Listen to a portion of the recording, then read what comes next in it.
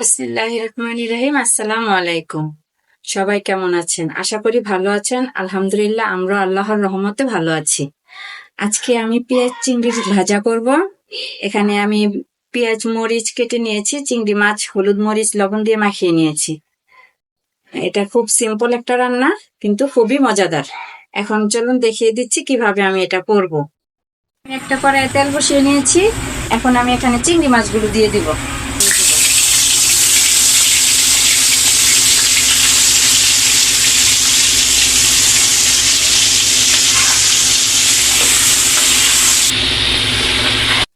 এখন আমি পেঁয়াজগুলোতে একটু লবণ, মরিচের গুঁড়া,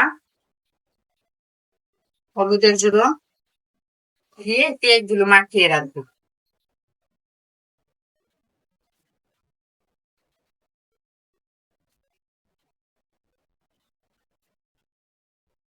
এভাবে আমি পেঁয়াজগুলো কিছুক্ষণ আগে মাখিয়ে রেখেছিলাম, এটা কিছুক্ষণ মাখানো থাকবে। এটা আরেকটু লাল ভাজা হবে।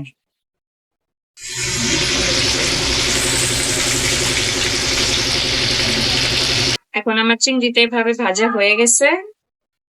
আমি এখন এখানে পেঁয়াজগুলো দিয়ে দিই। এখানে আমি কোনো পানি ইউজ করব না, এখানে সম্পূর্ণই ভাজা। সেভাবে আমি এটা বেশ কিছুক্ষণ ভেজে নিব। এখানে আমি কাঁচামরিচের ঝালটা একটু বেশি দিয়েছি। আপনারা চাইলে গুঁড়ামরিচের ঝালও বেশি দিতে পারেন, কিন্তু কাঁচামরিচের ঝালটাই বেশি দিলে ভালো লাগে। এই জন্য আমি কাঁচামরিচের ঝালটাই বেশি দিয়েছি। এটা আমি আরো ভেজে নেব, আরো ভাজা ভাজা করে নেব।